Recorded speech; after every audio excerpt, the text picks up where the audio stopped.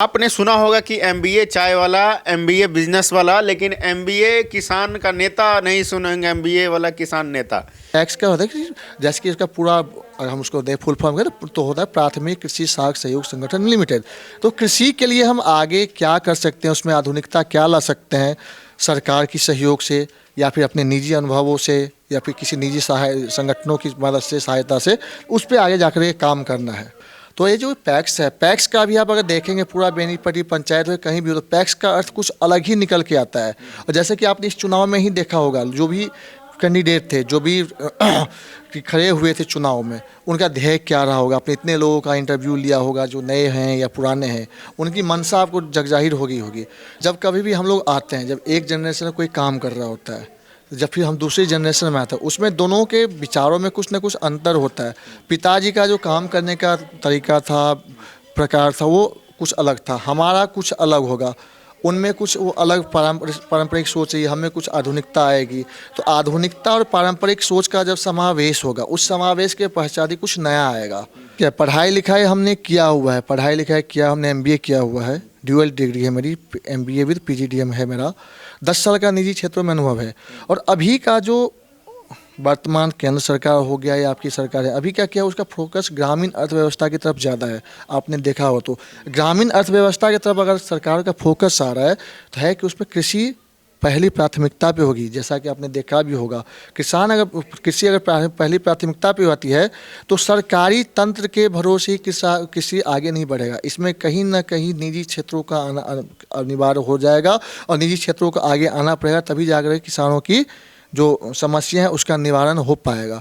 तो मेरा निजी क्षेत्रों में अनुभव है 10 साल का। उस निजी क्षेत्रों का के अनुभव को अपने इस कार्यकाल में इसमें चाहूँगा कि उसमें मैं उपयोग करूं। उसके बाद जो सरकारी तंत्र है, उस तंत्र के साथ मिलके सामंजस्य बिठा के इस पंचायत की जनता का, किसान का, जो भी हो, आगे जाकर के हम काम करें। ऐसे आभार व्यक्त करता हूं कि जो उन्होंने मुझ पे अपना विश्वास जताया है। मैं आशा करता हूं कि मैं उनके विश्वास पे खरा उतरूंगा। बेनीपट्टी प्रखंड अंतर्गत मनपुर पंचायत में है और यहाँ से नए उम्मीदवार जो है चयनित किया गया है पैक्स अध्यक्ष के लिए। जनता ने आशीर्वाद दिया है और ये अभी युवा हैं और पहली बार यहाँ से युवा पैक्स अध्यक्ष चुने गए हैं। आइए जानने का प्रयास करते हैं कि आखिर कम उम्र में इतनी बड़ी जिम्मेवारी इनको किस प्रकार से जनता ने आशीर्वाद के तौर पे दी और क्या रणनीति रहा इसके पीछे।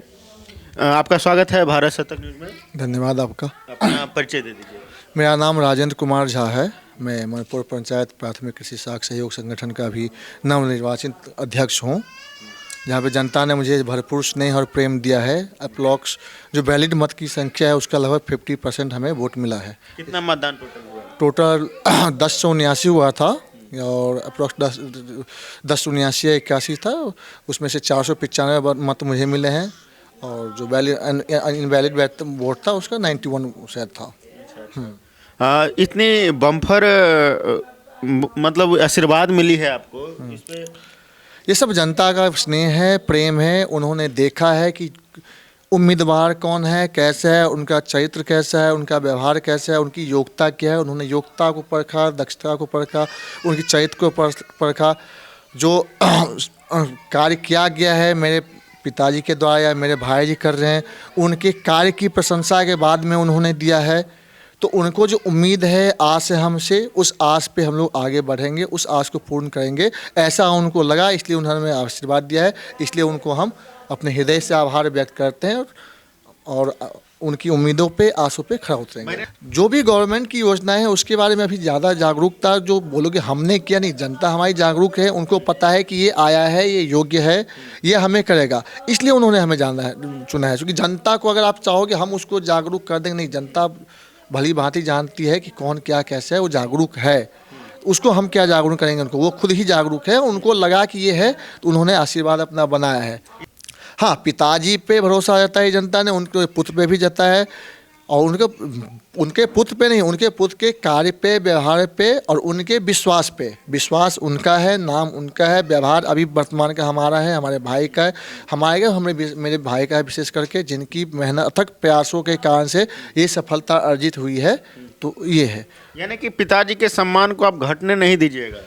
नहीं, पिताजी का सम्मान जिस दिन घट गया, उनके मान सम्मान पे अगर कोई आँच आ गई, उनके मान सम्मान अगर घट गई, तो उस दिन मेरा जीवन ही समाप्त हो गया। उनके व्यवहार के कारण ही आपको इतनी बड़ी जीत हाँ, मिली है। तो पिताजी के सम्मान में और बढ़ोतरी करना, उनका नाम को और बढ़ाना, उनके नाम जितना आगे बढ़ेगा उतना हम आगे बढ़ेंगे। अगर उनके नाम अगर कमी आ जाती है तब तो हमारे लिए कुछ अलग ही बात होगी। क्योंकि आप यंग एज है, आपके पिताजी ने बहुत संघर्ष करके उस मुकाम को हासिल की, और उस मुकाम पे अगर आप खड़ा उतरते हैं तो सही है, अगर डगमगाएंगे तो नहीं युवा होने के कारण। नहीं, डगमगाएंगे नहीं। कुछ होता है कि जब भी आप कोई नया चीज़ आरंभ करते हैं तो उसमें बहुत सारी बाधाएं आती है। तो जब तक आपकी राह में बाधाएं नहीं आएंगी तब तक आपकी जो राह है जो सरल नहीं होगी। तो जब तक आपके राह में अगर एक बार बाधाएं आना उत्पन्न होता है तब कुछ नई चीज़ें सीखते हो। अगर आपको एकदम से सरपट सा एक सड़क मिलेगा, भागते जाओगे, अचानक से एक ब्रेकर आए तो आप देखते हो कि बाइक एकदम से उछल के कूद जाता है। लेकिन अगर पता होता है कि ब्रेकर होगा या नहीं होगा, तो बाधाएं आ रही है तो हमको उसको सीखने को मिलता है। सीखने के बाद में अनुभव आता है, अनुभव से ही विकास होता है या फिर कुछ ज्ञान बढ़ता है। अनुभव आपके पिताजी ने शेयर किया आपसे? बहुत कुछ शेयर किया। पहले हम भी गांव में रहते थे, जैसे कि मैंने बताया कृषि है, तो हम अभी भी किसान हैं, हमको खेती करना आता है, सब कुछ आता है। कोई अभी बोल देंगे कि हम, जैसे बहुत सारे आपको बताएंगे उम्मीदवार कि हम यहाँ पे आए हैं जनता की सेवा करने, किसानी की खेती करने के लिए। उनको किसान का कौन नहीं पता, खेती क्या होता है। वो बताएंगे कि भाई हाँ खेती होता है तो धान के खेतों में चलो चूहों से प्लास्टर कर दो ताकि हल किसी और का, ट्रैक्टर किसी और का, जरा सा फोटो खिंचवा लो। फोटो खिंचवा। उनका वही होता है कि हम किसान हैं, यहाँ पे हम जमीन से जुड़े हुए किसान हैं। हमको हल जोतने भी आता है, बैल से दे दो मैं हल भी जोत दूंगा, हमको आता है जोतने, हमने किया हुआ है। पहला पैक्स युवा अध्यक्ष जो बोल रहे हैं कि हमने हल भी चलाया है और ट्रैक्टर भी चलाया है। हाँ, ट्रैक्टर हमको चलाना नहीं आता, चलवाए हैं, सबके साथ में जाते हैं, रहते हैं, हमको आता है। हमने कुदाल भी चलाया, हम अभी भी चलाते हैं, हमको खेती का संपूर्ण अनुभव है। किसानों का दर्द वाकिफ है आप? निश्चित रूप से वाकिफ है। हम जानते हैं चूँकि किसानों का दर्द क्या होता है, समस्या क्या होता है, हम जानते हैं चूँकि हम किसान हैं, अभी भी हम करते हैं। अब मेरी दादी को देख रहे होंगे, मैं अभी मेरी दादी पूरा खेती संभाली हुई है सब कुछ, तो हमको तो पता है सब कुछ। अभी भी हम खेती करते हैं। गाँव में देख लो तो गिने चुने लोग ही मिलेंगे जो खेती कर रहे हैं, नहीं तो कुछ छोड़ दिए हैं, कुछ बटीदार लगा दिए। अभी भी हम लोग करते हैं खेती। आता है तो योद्धा के रूप में जीत हासिल करता है, और ये जीत की शुभकामनाएं इनको, और अच्छे कार्य करने के लिए आपको शुभकामनाएं पूर्व में। मैंने आपको बताया था नॉमिनेशन के दिन भी कि जी यहाँ पे हम आए हैं, अच्छे कार्य करेंगे। समय के साथ में बताएगा, आप देखोगे, आप इस क्षेत्र में ही रहोगे, यहाँ का स्थानीय पत्रकार हैं, अब देखो कि किस प्रकार हम आगे काम करें। जितना यथासंभव प्रयत्न हो पाएगा, जितना हमसे बन पाएगा, हमारे चैनल से अपडेट देते रहेंगे। निश्चित देंगे। आप हमसे जुड़े रहेंगे, हम आपसे जुड़े रहेंगे, हम अपडेट देते रहेंगे। आप क्षेत्र में भी भ्रमण करते रहिएगा। आपको कहीं पे लगे कि नहीं राजेंद्र जी आप नॉमिनेशन के टाइम बताए थे, जीत के बाद आपसे हमारी बात हुई थी, आप उसमें कुछ अलग किए बताए थे, अभी कुछ अलग करे, कुछ हो नहीं पा रहा है, तो हम आपकी बताएंगे कहाँ पे क्या समस्या है। चूँकि हमें सब कुछ खुला रखना है ताकि जनता को भी पता हो, पारदर्शिता रहेगा। पारदर्शिता होनी ही चाहिए किसी भी चीज़ में।